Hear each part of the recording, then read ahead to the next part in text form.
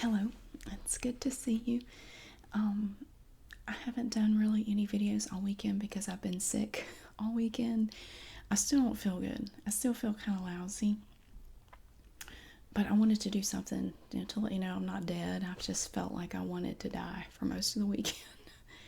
But finally, I've been laying around all morning, just covered up in blankets. I've had a little bit of a fever. I think I got it from my kids. They had something like this a week or so ago. Kind of similar. It started out with a scratchy throat, and then you end up with chest congestion and nasal congestion, like sinus congestion. And I have all that, and I'm not feeling great. But I wanted to do one quick little video just to let you know I'm not dead. I haven't died, although earlier, God, last night I felt like I wanted to die. I felt awful. My throat hurts, and I'm pitiful, but I wanted to do a video today, and this is one that a couple people have asked me to do, and I wanted to do it, I just haven't done it. But I thought, really, honestly, today is the perfect day to do it, even though I don't feel good.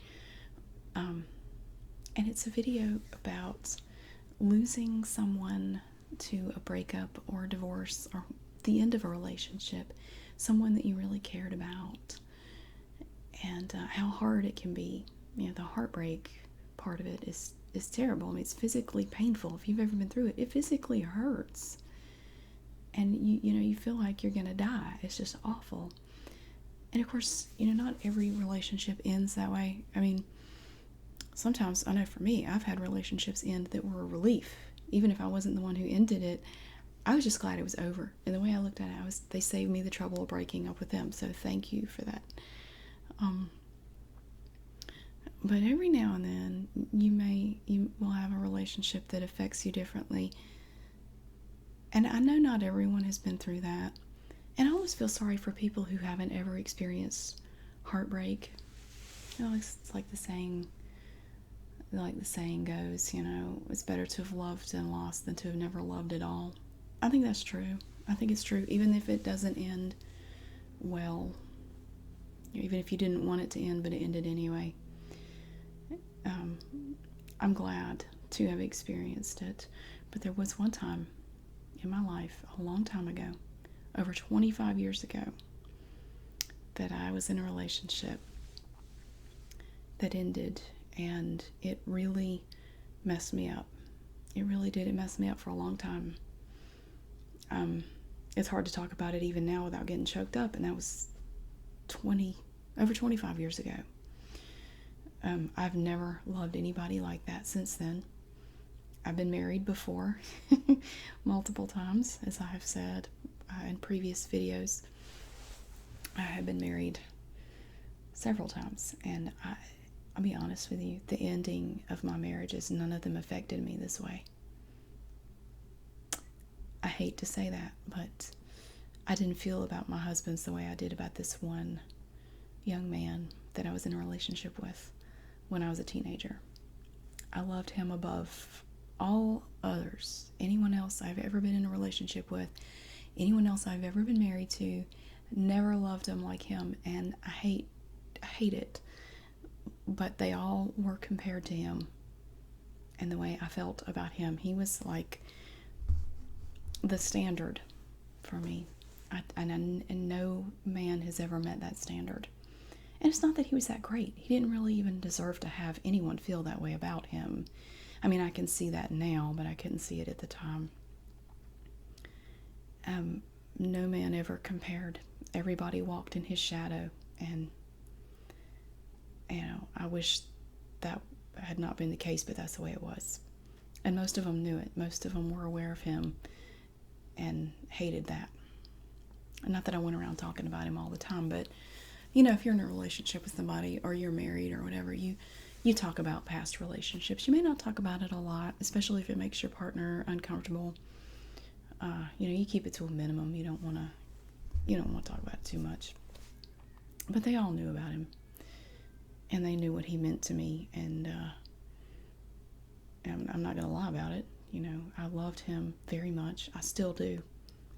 I didn't mention that to everybody I was with, but I will never stop loving him. I will love him until the day I die. It's never going to stop. as much as I would like for it to. Sometimes I wish it would go away. But today, I thought today would be a good day to make a video about losing love, because today's his birthday. Yeah, I always remember him on February 5th because today is his birthday. And I always think about him every year. Every year I think about him, and he will be on my mind off and on all day. And I hope he's having a good life. I don't know if he is or not. Although I will admit, and don't say you've never done this, I have stalked him on Facebook. I go and look at his page and I look at his pictures, and I can look at him now and realize that I really dodged a bullet by getting away from him. I had no business being with this person, and he still is somebody that I would not. To be in a relationship with him would be like flushing my life down the toilet. I would never get involved with him. I mean, I have to think with my head and not my heart on stuff like that, because, my heart would be happy to jump at the chance, and it's like, no, oh no, don't get involved with that. That's a train wreck right there. Stay away. So I do. I don't talk to him. And I haven't talked to him, my goodness, it's been years and years since the last time I had any contact with him. It's been a long time. We broke up in 1993. No, 1992. Yeah, late summer 1992. And, I went on with my life and he went on with his. And when we first broke up, for the first 2 weeks after we split up, well, let me tell you first how we split up. Let me go back. I'm the one who ended it with him. I made that choice, but he made me choose. Now, I had gone through my first year of college at UNC Wilmington. I spent a year down there and finished my freshman year. He made my life a living hell for most of that year, for those 2 semesters. He was in prison for a good portion of that time. He was away. He was incarcerated, and every chance he got, he would call my dorm, and I'm talking, I don't even know how he did it, but sometimes he would call in the middle of the night and threaten my roommates and cuss them out and scream and yell at them, and he was scaring my roommates. And because of him, I had to move twice my freshman year. I had to move 2 different times. I lived in 3 different places my freshman year because of him, because he kept calling and harassing my roommates, and they were very uncomfortable, understandably, because he would tell them stuff like, when I get out, I'm going to come down there and kick your ass, and, you're covering for her. I know she's out doing stuff. And he was insanely jealous. Even if I was right there when he called, he would still say I had somebody over in my dorm or whatever. He was just insanely jealous. I could have had a lot of fun my freshman year if it hadn't been for him. I stayed home. I mean, I was home unless I was in class or whatever. I didn't go out and really do much of anything that year. But anyway, that's not relevant to this. So I finished that year. I went back home to work over the summer because I needed to save up some money to get a car. So I got a full-time job in a factory. And the plan was that he and I would move together back to Wilmington in the fall of 92 to start my sophomore year of college. That was the plan all along. And he was okay with it, said he was okay with it. But 2 weeks before we were supposed to go, I was over at his house. He lived with his grandmother. I was over there, and we were talking about it. And then all of a sudden, just out of nowhere, he goes, "I'm not going. I'm not moving down there." And I said, "What are you talking about?" He said, "I'm not going. I'm not. I'm staying here. And if you want us to stay together, if you want us to remain," and we were engaged. We had been engaged for 2 years. "If you want us to stay together and get married, you're going to have to stay too. You're going to drop out of school and stay here, and we'll get married and live here." I said, "I don't want to live here. This was my hometown, and the hometown is this big, and I didn't want to stay there. Not that there's anything wrong with living in a small town. It's just that I've known ever since I was little, I mean tiny, I've known I was leaving. I knew I wasn't going to live there. I was going to grow up and move away. I've known that in my heart my whole life. I just don't belong there. Nothing against my hometown. Love my hometown, but I don't want to live there." So I remember because we were watching Pretty Woman. Was it Pretty Woman? We had rented Pretty Woman. I think it was Pretty Woman from the local video store, and he was sitting on the couch. I had my head in his lap. I was laying there, and I looked up at him and I said, "What are you talking about?" And he said, I'm not going. I'm staying here. And if you want us to stay together, you'll drop out and stay here too." And I sat up, and this whole thing happened really very fast. I said, I'm not staying here. I'm not staying here. He said, "Well, if you want us to stay together, you will, because I'm not moving to Wilmington." And this was a surprise. I had already gotten a place off campus that we could both stay in. I wasn't going to stay in the dorms anymore. I had rented a condo that was big enough for the both of us, and had everything all planned out for us to live together down there. And I said, I'm not staying here." And he said, "Well, I guess then we're just going to have to break up." And I'm sitting there looking at him like, I don't believe this is happening. It was so surreal. It was like it wasn't really happening. And I said, "I guess so. But I'm going. With or without you, I have been through the worst freshman year that I could imagine because of you. And I'm not quitting now. I'm not giving up now. I worked too hard to get there, and I worked too hard to stay and complete my first year. There's no way I'm not going back. There's no way I'm dropping out." And he said, "Well, I guess that's that." And I said, "I guess so."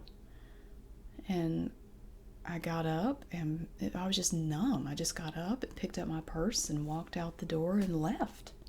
And that was really the end of that. I got in my car and drove away.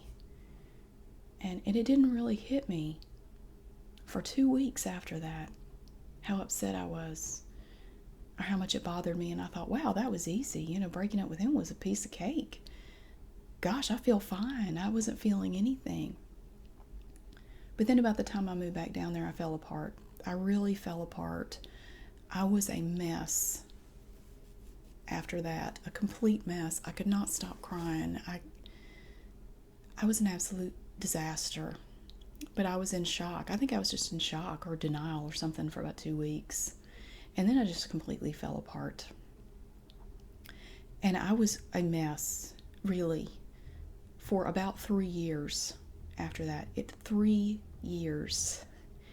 All the way up until I graduated, I was still damaged and affected by the end of that relationship.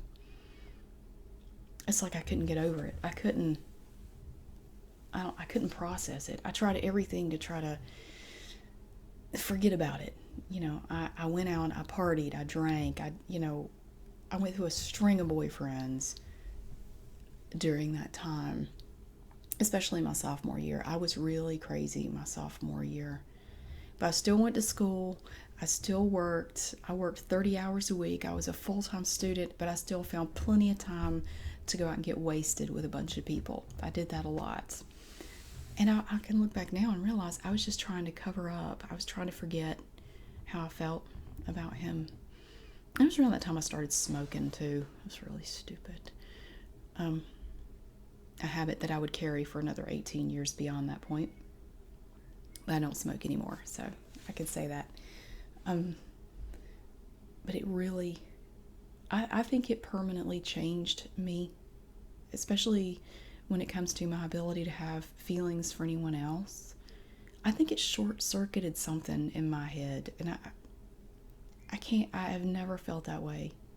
Not even once since then, not even close to that. And it's sad, but what the hell was that? I think there's a train in the parking lot. Sorry. So I think it did mess me up permanently. It really changed who I am as a person. I think I would be very different right now if I had not gone through that. Of course, there are millions of things in all of our lives that change who we are. Every decision we make, everything that happens, at least in some small way, changes who you are. And it may send you on a different path from the way you would have gone otherwise. So I'm not sorry that I went through it, but I think it gave me a real appreciation for what love lost can feel like, what heartbreak can feel like, what absolute agony can feel like.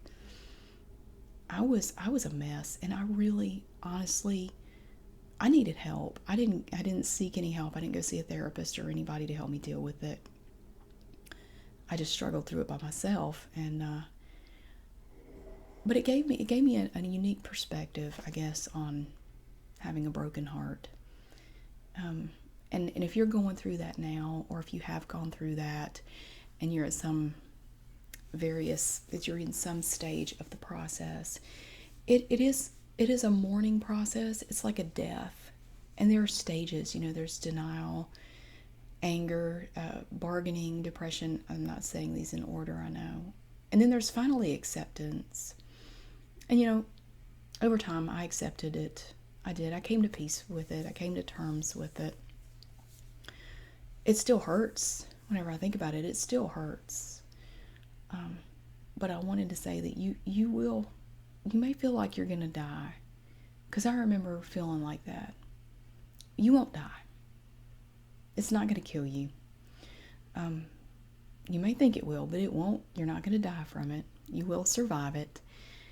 And I think one good way to look at it is try to find the positives of the situation. Try to think of the good things. I mean, this young man and I had really good times together. We had great times together. It's part of the reason why I loved him so much. He was my best friend. So, I mean, not only did I lose the love of my life, which to this point, I think he really was, I lost my best friend at the same time. And I went through a lot of anger, especially later. I found out several years later, and I don't remember who told me, a mutual friend told me about it, said that, he was cheating on you the whole time. And I said, what are you talking about? He said, oh yeah, and he named several girls. And I said, no, he wouldn't do that. He said, oh, he did, because he would brag about it. When you weren't around, he would talk about what he did, and the fact that several times you even drove him to their house. You drove one to her apartment, another girl to her house. One was an apartment, one was a house, and one you drove him to a place to meet her where they could go off and be together. And he bragged about the fact that he got you to do that. That absolutely infuriated me. I trusted him completely. Now I was just a dumb teenager, and looking back, if I'd had any sense, if I'd really looked at things objectively, I would have known that something was not right with that relationship. But it brought up a whole new crop of feelings that I hadn't had, which was anger at him. And in a way, I'm glad I know that he did that, because it allowed me to be angry at him, not just for cheating on me, but for making me choose between him and the life that I wanted for myself, the life that he had known about since the night we met. We met when I was 16. And he knew. I told him all about it the night we met. I was a junior in high school. I said, I want to go to UNCW. I want to go to college. I want to do this and that. And that's what I'm going to do when I graduate. I mean, it was never a question. There was no doubt. I mean, that's what I wanted to do. But he made me choose between that and being with him. And even the way I felt about him, there was no way I was going to choose a man over my life. Because I think anybody who asks you to do that, you don't need to be with them anyway. They're not looking out for your best interest. They're not concerned about you. They're not concerned about your happiness. They're concerned about their happiness and their selfishness, which he was. He was a very selfish, deceptive jackass, for lack of a better word. He was a bum. Most of the time he didn't work. He lived with his grandmother. He was always bumming money off me, bumming rides. He had no car. But now if you came to me when I was a teenager and said, your fiance's a bum, I would have gotten very angry and very defensive. No, he's not a bum. He's a musician, which he was a musician, I guess. He played drums in this band. And the band always reminded me of the Dwight Yoakam's band in Sling Blade, where they sat around in the living room talking about, needing paying gigs and stuff. If I had a nickel for every time I had to listen to those comments and those conversations from him and his quote unquote band. Oh my God. I laugh every time I watch Sling Blade. They get to that scene and it just cracks me up because it's word for word. It's like something they would have talked about. He was a good drummer at one time, but I don't know. We went to high school together, and he dropped out when he was 16, and he's older than I am, but I remember how good he was. And, everybody loved him because he was so awesome at it. But, that has absolutely nothing to do with where I was going with this conversation. But yeah, I would have gotten mad as a teenager if you called him a bum or if you said anything bad about him. I would have gotten angry. But yeah, he was a bum. He was a loser, really. And he didn't deserve to have anyone feel about him the way I did. He didn't deserve it. I still say that. He did not deserve it from me or anyone else. He just uses people and manipulates people to get what he wants. And that's all he was doing to me. I was no different. I was not special.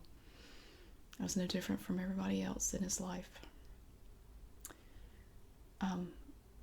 But I think the only bad thing about that relationship is that I think it really did mess up my ability to feel anything for anybody else. It did. It really short-circuited something for me. But I survived. And that may not even be true. I don't know. Maybe I've just not met anybody that made me feel that way. I don't know. I'm not really worried about it. I mean, I'm coming out of my third marriage.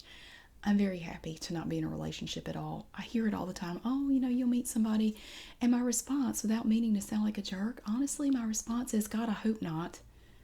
I don't want anybody in my life. I want some time to myself where I can focus on myself and my kids and our life and not have to worry about anybody else.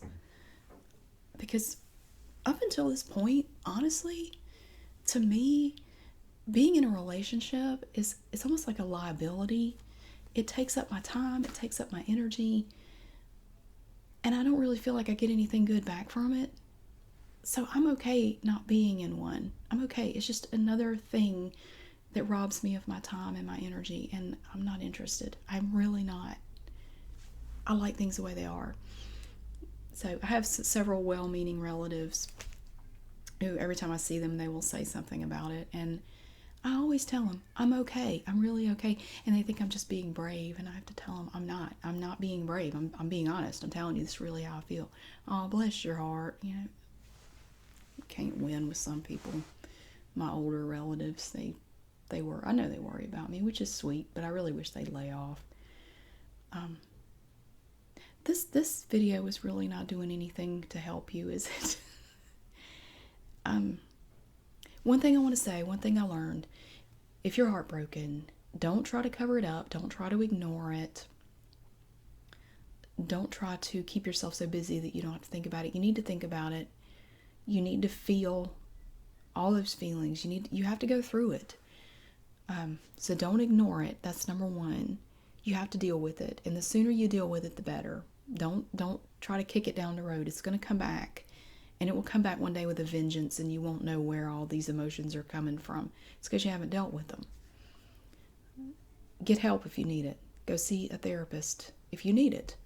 And you may. I mean, there are some breakups, I think, that really screw people up. And think about, number 3, I don't have any cards, so I have to use my hand.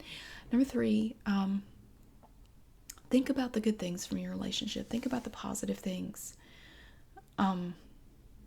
Like this person in my life, I think he helped me remember how to be silly, because he was kind of like that. He was a fun-loving kind of guy, and we would go do ridiculous things together. And he helped me remember that it's okay to be silly. There's nothing wrong with that. And that's something I carry with me to this day, which was really nice.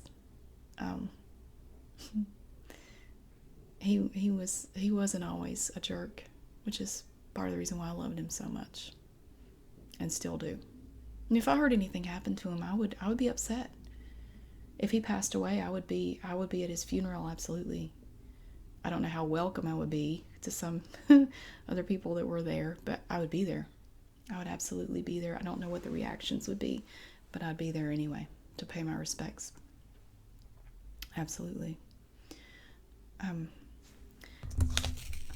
but if this helps, and I'll put this in the description, I wrote down the names of some songs that helped me deal with it, that helped me feel all the feelings and help me deal with it.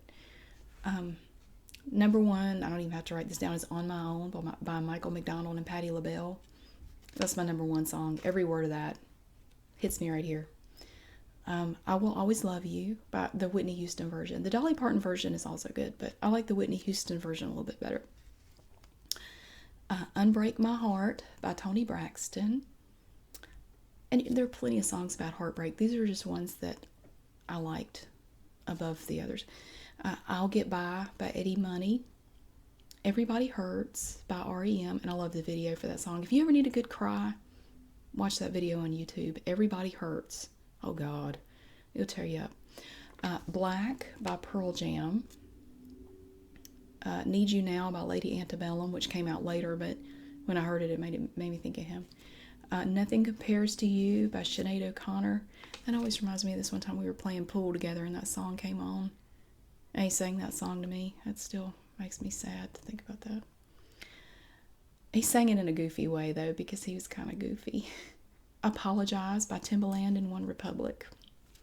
And I'll try to put all these in the description. But I'm here to tell you, you're not the only one. You're not. You know, other people have been through it. Other people have survived it, and you'll survive it too. And don't be in a rush to get in another relationship. I think that's another mistake a lot of people make. On the rebound, they try to run out and find somebody else. It almost never works. Don't rush yourself into something else. You know, take time for yourself. Take all the time you need, and don't let other people pressure you into getting into another relationship. You'll know when you're ready. You know, the other people don't know. They're just trying to be helpful. And, you know, go easy on yourself. Give yourself time. And it'll be okay. Okay. I'm going to go lay back down because I feel bad. My throat hurts. And I'm not well. If I don't make many videos over the next few days, that's probably why. So I don't feel good. But I had this one video I really want to make. I just don't think I have it in me to make it today because I'm so tired. I am. You know when you're sick, it's like the least little thing wears you out. Just sitting here making this video has made me tired. I have this one video I want to make. And it's based on these glasses right here. Sorry. It's based on these glasses. I found these glasses at a thrift store. I feel like Bubbles from Trailer Park Boys every time I put these on. They're not as thick as his, though. But they're made kind of like his glasses. Kind of. That I feel like Bubbles every time I put them on. I want to make a role play video wearing these glasses where I'm a makeup artist and you are my favorite celebrity and I get to do your makeup for something. I don't know what. I get to make your makeup. I get to do your makeup for something. But while I'm putting on your makeup, it becomes apparent that I'm a little too obsessed with you and it's a little creepy. So I want to do it while I wear these glasses. I don't know why. But these glasses have been sitting on the island in my kitchen for about 2 weeks. And every time I look at them, I think I want to do a creepy, obsessed makeup person wearing these glasses. And I want to get right up close. And I want to do your makeup. And I'm going to make comments and ask you questions that are just a little bit too creepy. So I do want to do that when I'm feeling better. I'm hoping this whatever it is goes away quickly. The problem I have is a lot of times when I end up with like a head cold or anything, I end up with bronchitis, and sometimes I end up with bronchitis and a sinus infection. I'm very vulnerable to bronchitis. I've had it many times in my life. My dad was a heavy smoker throughout my entire childhood, and I was constantly sick the whole time he smoked. Because he would smoke inside, and it was just awful. I'd get bronchitis 3 or 4 times a year. I mean, it was just awful. And even now, a lot of times when I get sick, I end up with just horrible chest stuff and bronchitis, and I'm absolutely pitiful. So if I get like that, I'm not going to be able to make any videos because I'm going to look and sound absolutely horrible. And I'm going to feel absolutely horrible. But anyway, I'm going to be back. I actually have everything set up right now for an Aldi haul video, which I want to do. That won't be too hard. So maybe later today, after I've had some time to rest, I'm probably going to go take a nap. Maybe after that I can do the Aldi video, but we'll see. I have everything right here. It's on the floor beside me. I just have to do it. I have everything set up, so it'll be very simple. So maybe I can do that. But anyway, if you are going through heartbreak, I am so sorry, because I know, I've been there, trust me. I know that it is a special kind of hell that a lot of people can't relate to. They don't know what you're going through. And they may give you some advice that's not really all that helpful. You do what you need to do to get through it. And take care of yourself. And I will put all these songs in the description. Some of these songs you might not have ever heard of, depending on how old you are. But On My Own by Michael McDonald and Patti LaBelle is my absolute favorite. That is the one that I listened to it yesterday, thinking about making this video, and I got all teary-eyed just listening to it yesterday. It was pitiful. So hang in there. It will get better. Every day that passes, you're going to feel a little bit better. Some days you may backslide a little bit, but overall, you're going to be okay. You really will. So, stay tuned. Don't give up hope. And I promise eventually everything is going to be okay.